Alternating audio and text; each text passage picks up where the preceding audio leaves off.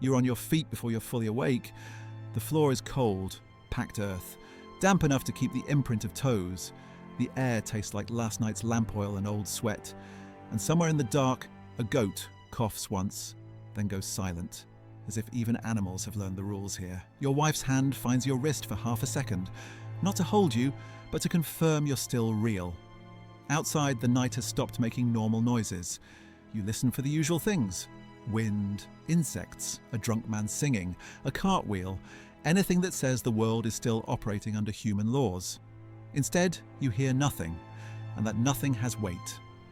Somewhere far off, a dog begins to bark, then cuts off mid-note, like a hand closed around its throat. You have about 4 minutes to live if you do what your instincts want. If you run, because running makes you visible. And tonight, visibility is the entire point. The shadow at the doorway isn't a neighbour. It doesn't smell like home. It smells like iron held in a hand too long. A young man steps in without announcing himself, and the first thing you notice isn't his weapon. It's his breathing. Controlled, trained, measured, like a craftsman counting strokes. He's not here to rob you. He's here to certify something. He crosses the threshold like he owns the air. His eyes track your body the way a butcher tracks an animal.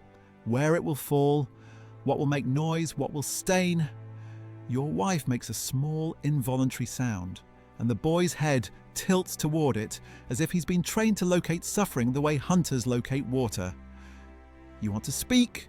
You want to ask why. You want, stupidly, to negotiate. But you already know the answer. The answer is Sparta. Sparta is sold to you as discipline, courage, and warrior culture, a civilization of hard men, short sentences, and a heroic last stands. That is the public facade. Behind it is an internal occupation, an economy built on enslaved labour, maintained by engineered fear, checked by ritual, and refreshed by periodic killing. The Spartans had a name for one of the sharpest tools in that system, the Krypteia. Not a battlefield unit, not a police force in the modern sense, a state-backed terror program where selected youths, products of Sparta's training pipeline, were released into the countryside to stalk Helot peasants at night. Their assignment wasn't conquest, it was calibration. The goal was simple: keep the slave population too scared to organise and train Spartan citizens to switch off empathy like a civic reflex. If you believe the voices powerful people tried to silence deserve to be heard, subscribe. Not for entertainment, but for witnessing. Because what Sparta did wasn't just cruelty, it was administration.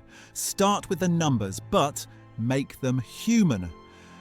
Sparta was a small citizen minority ruling over a much larger enslaved population, especially in Messenia. Picture a small crew of armed men living in comfort because an entire countryside works for them. Every meal you see on a Spartan table has hands behind it that are not free. That imbalance creates a single technical problem: security. How do you control a majority you've robbed of land and dignity year after year without building a giant police apparatus that could one day turn on you? Sparta's answer wasn't one law. It was an architecture. First, a citizen class trained from childhood to obey and dominate. Second, an enslaved class constantly reminded that the state can reach them anywhere, anytime without warning. Third, a ritual that converts murder into a legal act. This is where the paperwork enters, because Sparta, despite the myth, was not run only on muscle, it was run on procedure. One ancient report says that each year the ephors, Sparta's top magistrates, formally declared war on the Helots, so killing them wouldn't count as religious pollution. Aristotle describes this as a feature of the system, not a campfire story. Think about that. War on paper against people who sleep in the same valley as you. That annual declaration isn't symbolism, it's a legal solvent. It dissolves guilt into duty. Now introduce the training pipeline. Spartan boys were raised inside the agōgē, a state program designed to harden them through hunger, exposure, controlled violence, and constant surveillance. They were taught to steal food, not as a lesson in crime, but as a lesson in competence. If caught, they were punished not for stealing, they were punished for being caught. That single rule tells you the philosophy. Sparta didn't teach morality, it taught outcomes. The Krypteia sits at the far end of that pipeline. In ancient descriptions, most famously Plutarch, it appears as a graduation into controlled predation. Selected youths were sent out with minimal supplies, expected to live off the land, and instructed to target helots, especially those described as strong, capable, or prominent. Notice the selection criteria: not criminals, not rebels, the strong. This isn't law enforcement, this is preventive decapitation, removing potential leaders before leadership can form. That's what makes it a machine. It doesn't wait for threat. It manufactures helplessness. Imagine the countryside outside Sparta.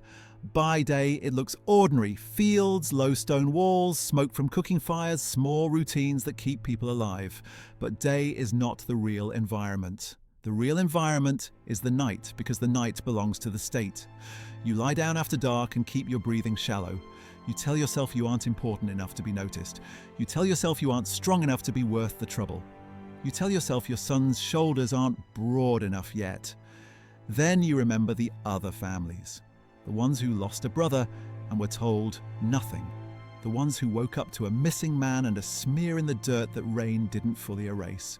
The ones who found a body in a ditch with no ceremony, no apology, no charge, no trial, only the soft, unanswerable question: what did he do? And the sickening truth is that it may have been nothing. The Krypteia doesn't require guilt, it requires effect. From the hunter's side, the same night looks different. A young Spartan moves through brush with practiced quiet. He's been trained to treat sound like evidence. A snapped twig is a mistake, a cough is a mistake. Panic is a mistake. He doesn't need armor because he isn't going to fight a soldier. He's hunting civilians. He carries a blade because a blade is quiet, and quiet is part of the design. Loud death creates witnesses. Quiet death creates rumors, and rumors do more work than witnesses ever could. Rumors spread themselves. They don't need guards. That's logistics. Sparta didn't produce monsters by accident. It manufactured instruments. Start at childhood. In the agōgē, vulnerability is punished. Comfort is rationed. Friendship exists, but it's conditioned. Bonds form under scarcity and threat, which makes loyalty feel like oxygen. Boys learn that pain is not an emergency. It is an instruction. Then comes the moral inversion. A boy learns that being watched is normal.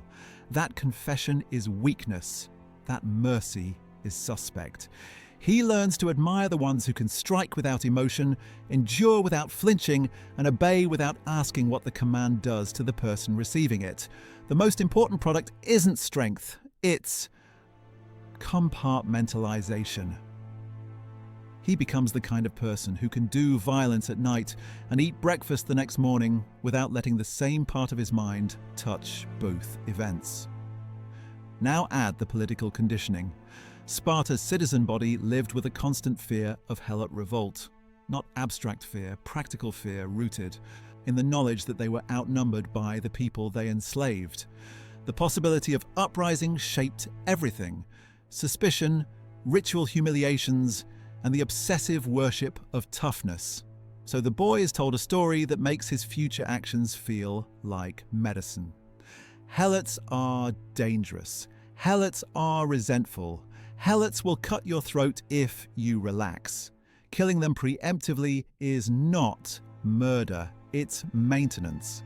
That is how conditioning turns a teenager into a tool without ever letting him feel like a villain. And then the state gives him a knight.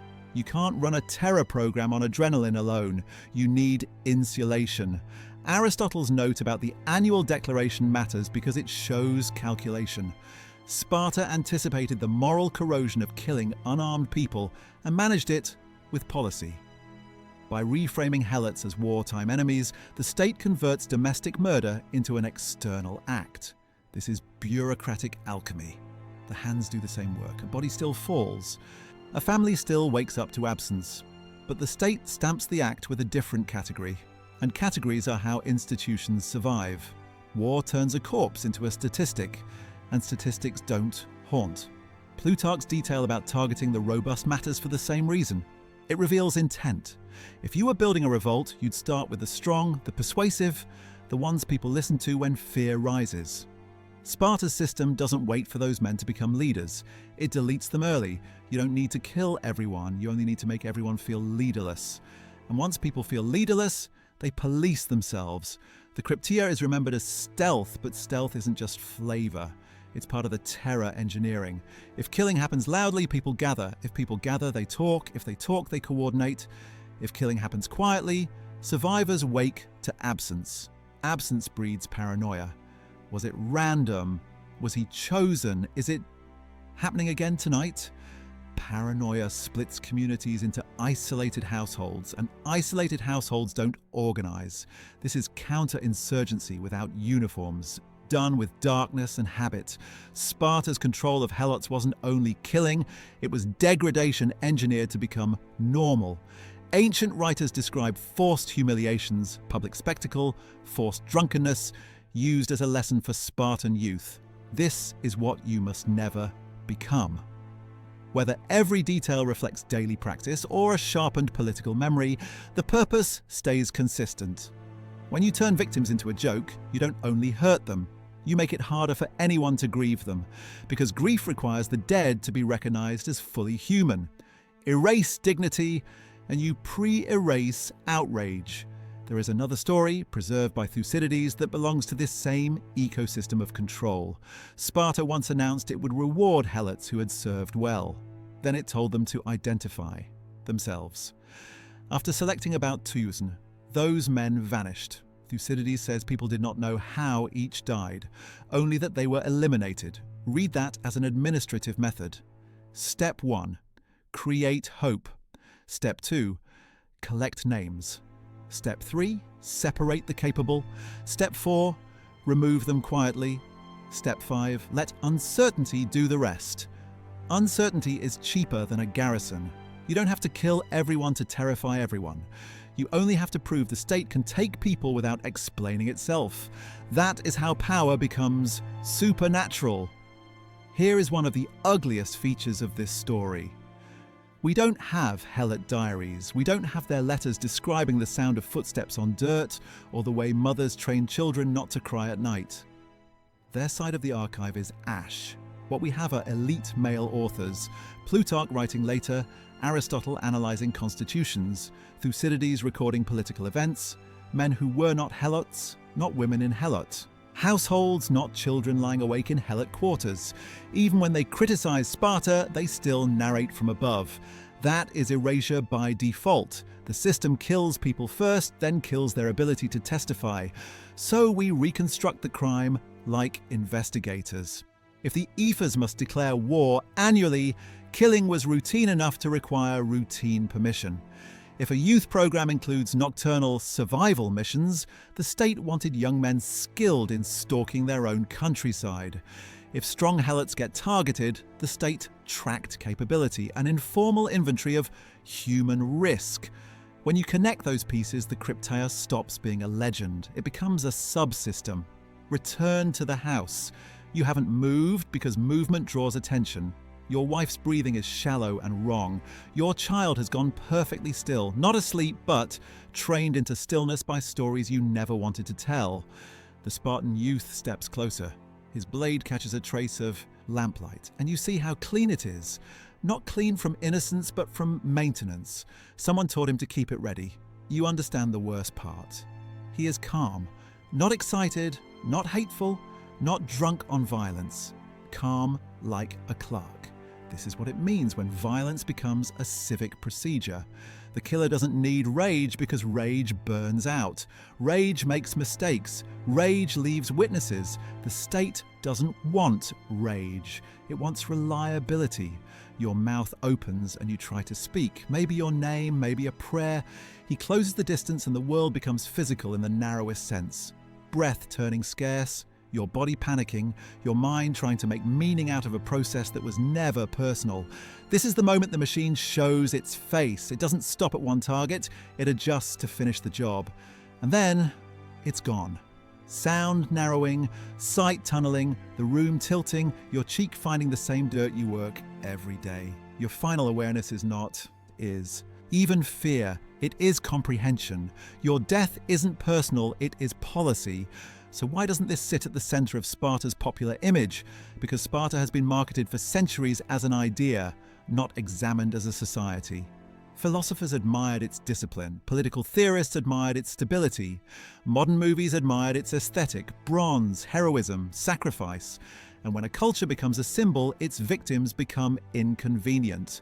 The Krypteia is inconvenient because it turns Spartan freedom into a dependent variable. Spartan citizens were free because Helots were not.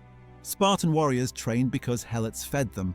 Spartan order existed because terror maintained it. Even when ancient sources mention these practices, they often do it as commentary on governance, not as a memorial.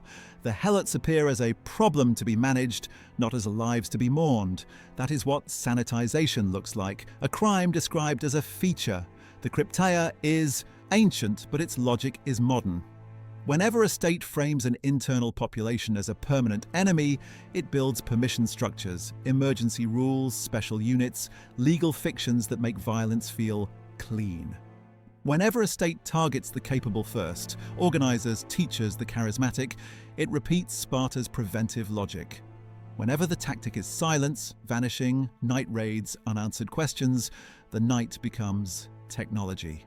And whenever history celebrates the aesthetics of power while muting the people it crushed, the erasure continues, quietly, efficiently, like a boy moving through brush.